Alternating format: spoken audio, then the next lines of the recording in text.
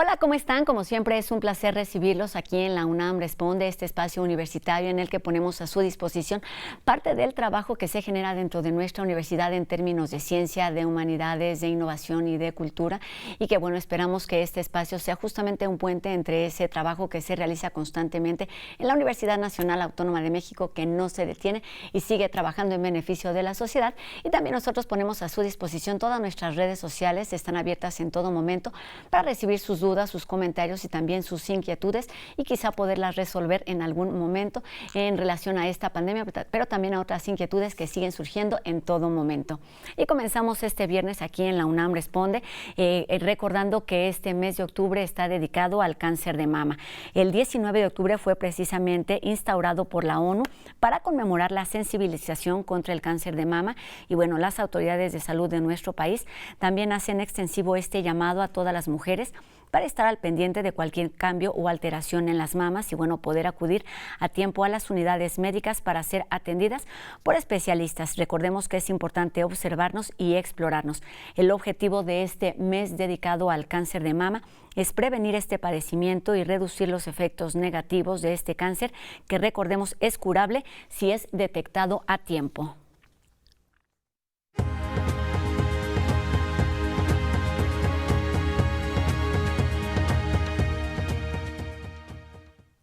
Para conocer los detalles de esta instalación, que es una herramienta narrativa audiovisual para conocer y para entender lo que ocurrió entre el 26 y el 27 de octubre del 2014 con los estudiantes de la Escuela Rural Isidro Burgos, se encuentra con nosotros Sergio Beltrán García, quien es arquitecto forense, activista e investigador, para hablar pues de Ayotzinapa, una cartografía de la violencia. ¿Cómo estás, Sergio? Sergio, un gusto saludarte aquí en la UNAM Responde. Buenas tardes. Hola, buenas tardes, Rosa. Un gusto saludarte también. Pues comencemos por ahí, esta instalación que ya habíamos visto, una instalación completa hace algunos años en el Museo Universitario de Arte Contemporáneo. Ahora llega al Centro Cultural Universitario Tlatelolco y se instala como parte del Memorial del 68. ¿Qué significa esto y cómo está relacionado con los movimientos de 1968 que se conmemoró apenas hace unos días, Sergio? Pues lo primero es agradecer que hayan espacios públicos, como lo fue el MUAC hace 4 años y ahora el M68 en CCU Tlatelolco, donde no nada más se acostumbra a ver arte contemporáneo, pero también podemos encontrar nuevos entendimientos, nuevas investigaciones que encuentran cabida, ¿no? Y bueno, pues decíamos la semana pasada que presentamos esta pieza, que ya es permanente en el M68, que Ayotzinapa es, o sea, muchas personas cuestionan los vínculos entre el evento de Ayotzinapa y la represión, las masacres de Tlatelolco en 1968, pero pues no podemos olvidar que el vínculo es directo y se puede argumentar de una manera muy fácil. Los estudiantes normalistas venían a la Ciudad de México en esos camiones donde fueron atacados a protestar en la conmemoración de la masacre de Tlatelolco. Y estamos hablando de todavía, a pesar del tiempo que hay entre un evento y otro, seguimos hablando de estudiantes criminalizados, de una juventud criminalizada y que es atacada violentamente por el Estado y cuya investigación es entorpecida también por el Estado, ¿no? Entonces la impunidad, se puede decir que la impunidad del 2 de octubre de 1968 causó también que se dieran las condiciones para el evento de Ayotzinapa. Y como bien dices, pues los espacios públicos, en este caso los universitarios, se vuelven en una plataforma de memoria precisamente para nombrar y para no olvidar. Y tocaste otro tema importante que me gustaría detenerme de una vez en ese momento, y es cómo un hecho criminal, un hecho violento que está relacionado con cuestiones políticas, con cuestiones legales, se inserta en un espacio universitario, en un espacio museístico, en un espacio de reflexión.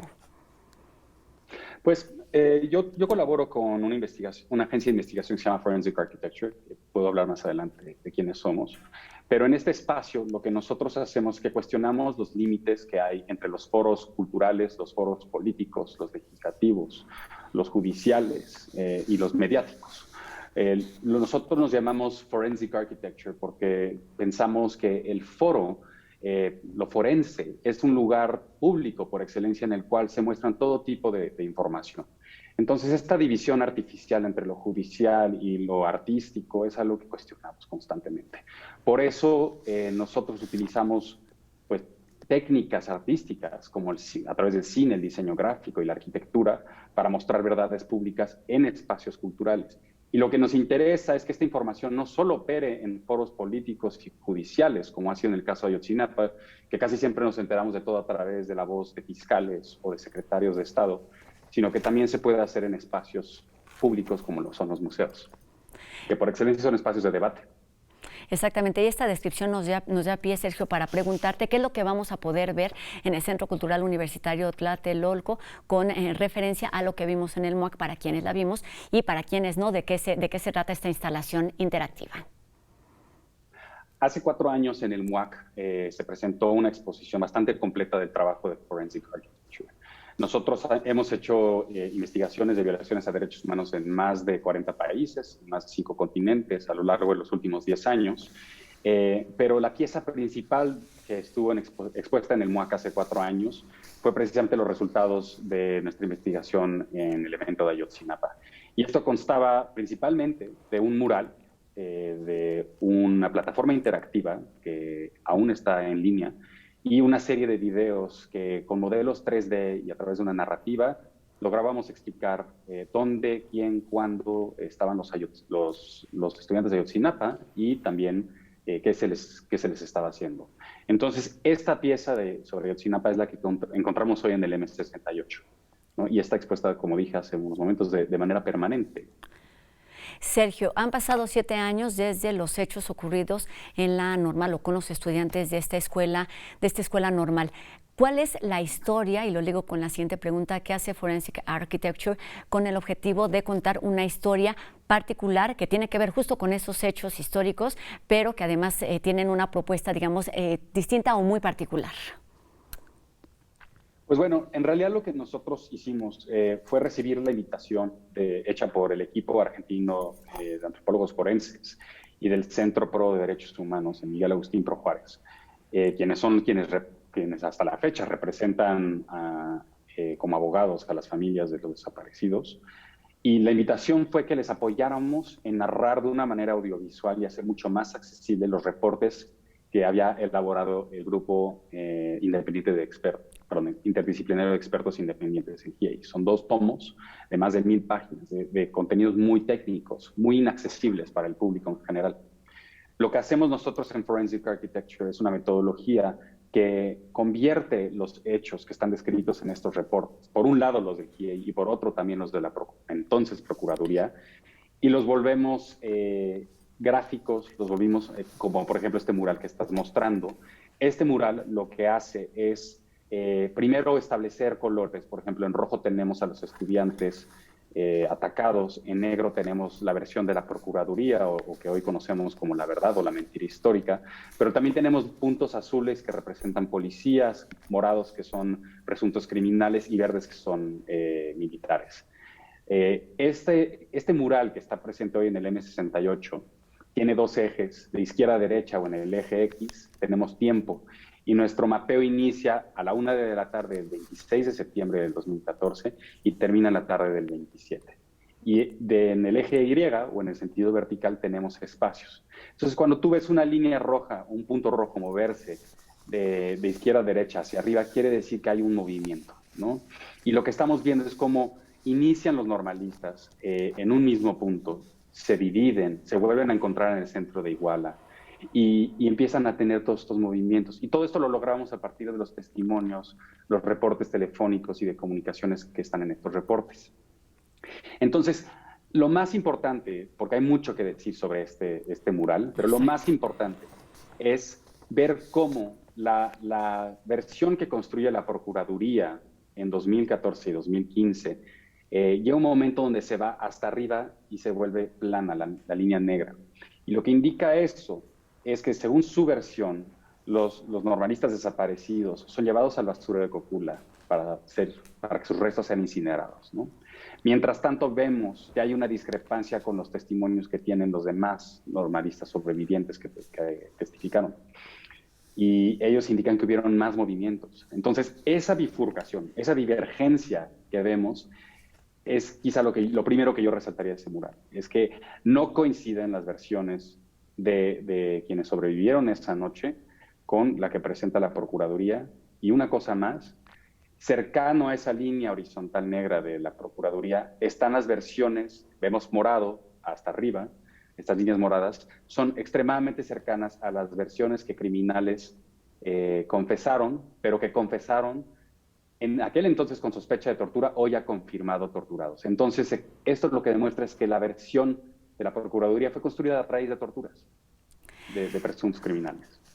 En verdad, te escuchamos y surgen como muchas dudas y una de ellas sería, Sergio, cómo todas estas voces, cómo todos estos testimonios, los informes oficiales, los testimonios de quienes estuvieron ahí, quienes han investigado, los reportes de las autoridades, están conviviendo en una gráfica que por supuesto requiere mucho más que lo que estamos viendo en este momento, requiere revisarse con paciencia, con mucho tiempo y con mucha dedicación. Y en este sentido la pregunta la resumo en cuáles son los aportes o las conclusiones a las que ha llegado el grupo en el que tú colaboras, Sergio. Pues bueno, los resultados más importantes es, como ya mencioné, es evidenciar las contradicciones entre los testimonios de policías, militares y miembros de grupos criminales. Lo segundo es que hemos logrado identificar y representar la colusión de grupos criminales con cuerpos policiales a nivel municipal, estatal y federal. Y esto se demuestra porque, en un sentido lógico, pues veríamos, o sea, lo que vemos en este mural es que llegan elementos de la seguridad pública al lugar donde están los estudiantes de Ayotzinapa y presuntos criminales. Y lo lógico sería que pues se ahuyentan los criminales y los persiguen los policías, ¿no? Pero lo que vemos es que estos tres distintos grupos de personas, las víctimas, los criminales y las policías, se mantienen en cercanía e incluso se van siguiendo. Entonces, esto lo que nos apunta es la colusión, ¿no? En que el ataque fue coordinado por todos estos grupos. Y también comprobamos algo más, que es que había presencia de cuerpos militares en todo momento en las cercanías. Ahí en esta imagen que estás mostrando, seguimos con este código de color. Lo que estamos viendo es pues el ataque que sufrieron el equipo de fútbol, los avispones, y vemos que hay militares y policías ahí al lado. Y sin embargo no hemos escuchado, hasta apenas estamos empezando a tener pistas sobre cuáles son los testimonios de los militares que presenciaron esto, ¿no? Y bueno, también hay otros elementos que se lograron evidenciar a través de esta representación. Por ejemplo, el quinto camión, que en un inicio fue omitido por completo en las versiones de la Procuraduría. Este camión que se sospecha tenía quizá un cargamento de heroína que iba con destino a Estados Unidos, algo que no se ha logrado comprobar hasta aún, sigue siendo una línea de investigación. Y pues bueno, también comprobar que la mentira histórica fue construida bajo los testimonios de personas torturadas, ¿no? Cuando hablamos de Ayotzinapa, está ahí, lo escuchamos en esta conversación, están relacionados con hechos de violencia, de corrupción, de ocultar información. Y en este sentido, Sergio, me gustaría preguntarte, porque hay otro tema que no podemos olvidar y está relacionado con las instancias que están colaborando con Forensic, que son los derechos humanos. ¿Cómo poner sobre la mesa este tema pensando justamente en las víctimas, en las familias que siguen buscando a los estudiantes desaparecidos? Pues, lo que nosotros queremos ofrecer a las personas que han sido víctimas de graves violaciones a derechos humanos es las herramientas que tenemos los diseñadores, los artistas, los arquitectos, los cineastas, y ponerlos a la disposición, ya no tanto como para narrar a través de un documental, por ejemplo, un evento, sino utilizarlos como herramientas de investigación. Así como hay abogados, hay psicólogos, hay periodistas que acompañan y defienden y asesoran a grupos de víctimas, también tenemos cosas que decir los diseñadores y los arquitectos, ¿no? Tenemos herramientas que aportar. Y eso es lo que hacemos en este caso con el caso de Ayotzinapa, es que nosotros los arquitectos sabemos representar el espacio y más allá de representar una construcción o un proyecto arquitectónico, podemos también representar eventos de violencia. Y lo que ofrecemos al público es una manera visual, espacial, mucho más sencilla de entender que un reporte o un testimonio, para que puedan entender qué les pasó a los muchachos, quiénes participaron en estos eventos y levantar dudas, ¿no? También levantar dudas sobre la capacidad investigativa del Estado. ¿Por qué no ha sido capaz el Estado de explicar esto de una manera en que la población en general lo pueda entender? Entonces ahí es donde entramos nosotros para poder apuntalar esos esfuerzos. Obviamente está ligado con los hechos reales o las versiones oficiales, pero desde el punto de vista artístico, creativo de la arquitectura forense, ¿quiénes son los protagonistas? ¿Cuáles son esos momentos, esas líneas que no debemos olvidar a 7 años de la tragedia, Sergio?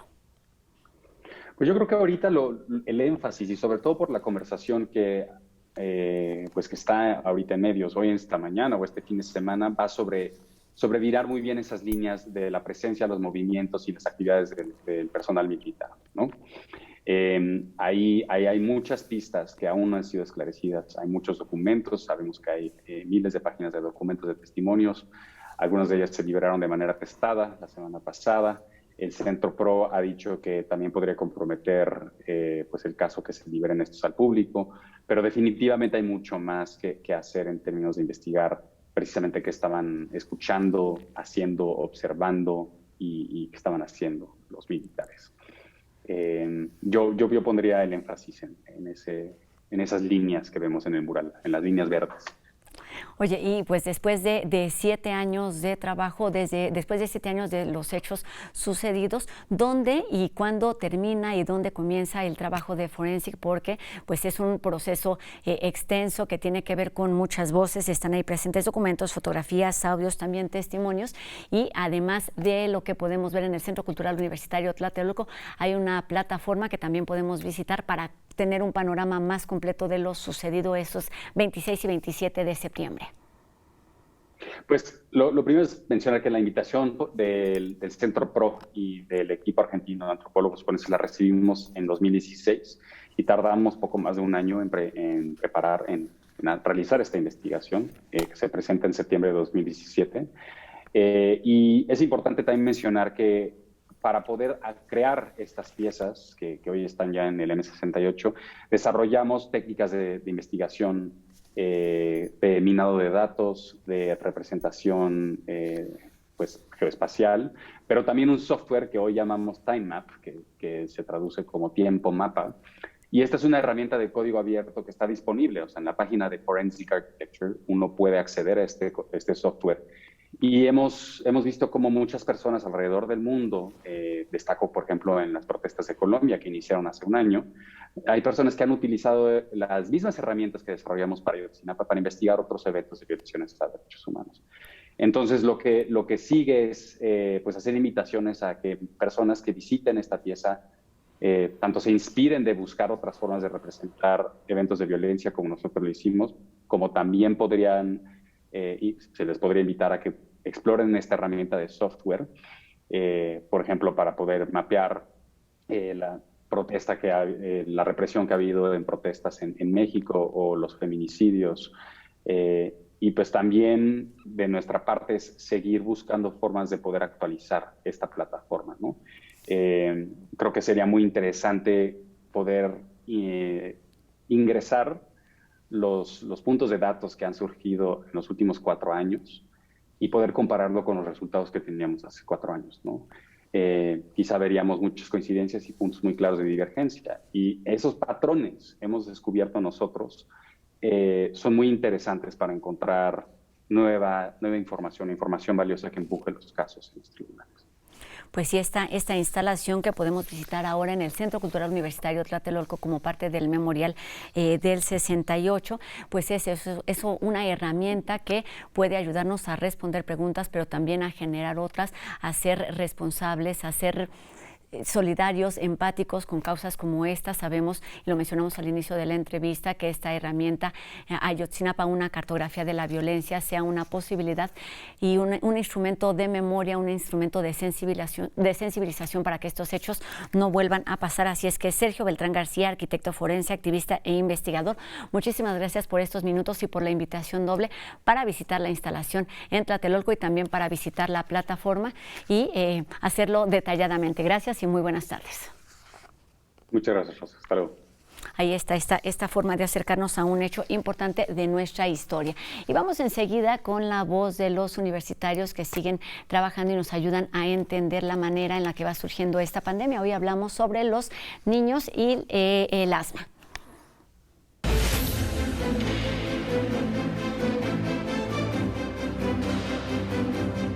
Los niños asmáticos podrían tener una condición predisponente para alguna complicación en caso de que tuvieran COVID. Esto es algo que se ha descrito también para algunas otras enfermedades respiratorias. Su condición, pues le llamamos como de hiperreactores en el bronquio, o sea que sus pulmones tienen una forma diferente de responder a los estímulos que están ahí presentes cuando hay la presencia de lo que les detona el asma, que pudiera ser polvo o alguna otra cosa que les dé como alergia y empiece ahí una reacción intensa en sus pulmones, y pudiera ser que estuvieran en un riesgo ligeramente más alto, pero ante las medidas generales, que es justamente cubrebocas, identificar pronto a los enfermos, evitar complicaciones, el riesgo podría estar más o menos controlado. La escritura es uno de esos procesos que se disfrutan en soledad. Hoy vamos a escuchar a Juan Villoro, quien nos habla del ritual de los días, justamente con Eduardo Limón. Recordemos que Villoro está estrenando una novela después de varios años de trabajo. Se trata de La Tierra de la Gran Promesa. Vamos a escucharlo.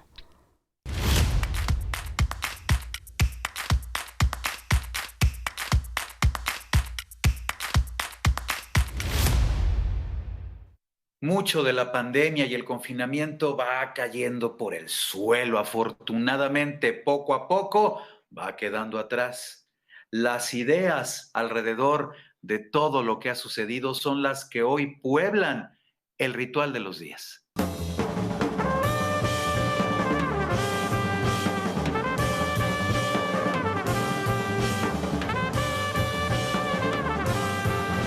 Este día, honorazo para el ritual de los días, tenemos a Juan Villoro. Juan, muchas gracias. Al contrario, Eduardo, qué gusto saludarte otra vez. ¿Cómo ha sido para Juan Villoro el ritual de los días?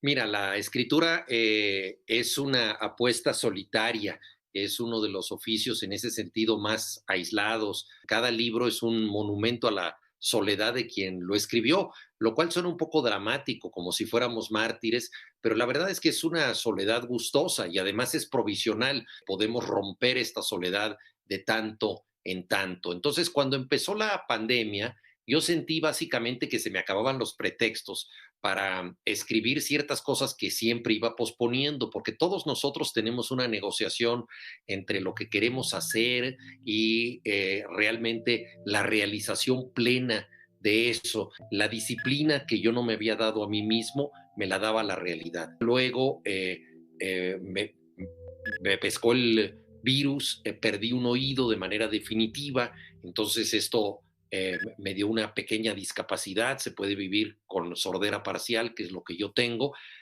pero bueno, ahí está la huella también de la pandemia en mi propio cuerpo. Cumplí los 64 años que los Beatles convirtieron en canónicos de la vejez, con la pérdida de un oído, y pues si se trata de pagar un impuesto para seguir adelante, pues con gusto doy mi oreja en prenda.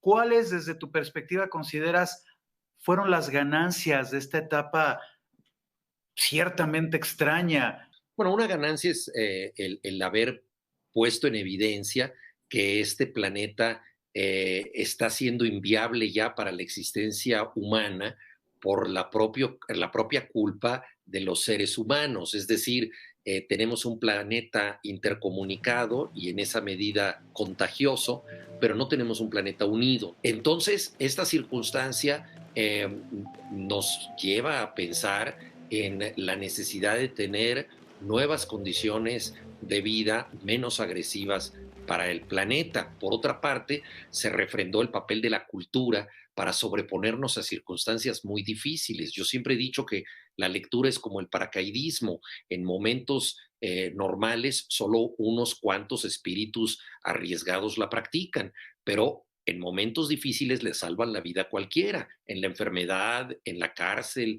en el exilio, en el naufragio. Un libro te puede salvar de la locura, y creo que la pandemia lo puso de manifiesto, y eso me parece positivo. Ahora bien, el ser humano es un especialista en oportunidades perdidas. Podríamos pensar que esto va a dar lugar a una nueva sociedad mucho más armónica, más equilibrada, más colectiva, pero desgraciadamente es posible que volvamos al desarrollo sucio, que la gente diga, bueno, si podemos posponer un poquito más el ecocidio, avancemos haciendo negocios mientras tanto, nos acostumbramos al encierro y probablemente nos acostumbraremos otra vez a no ser responsables de aquello que provocó el encierro.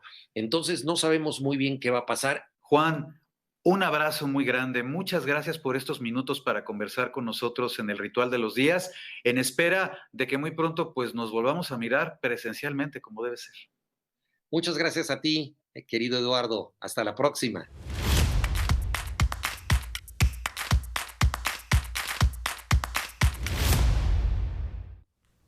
Lo hemos hablado muchas veces en este espacio, las diferencias, las desigualdades se han hecho cada vez más evidentes con esta pandemia, pero también lo hemos escuchado muchas veces, las letras, la literatura, las artes, la cultura en general han sido una herramienta de supervivencia para llevar de mejor manera esta pandemia y bueno, todas las situaciones de crisis.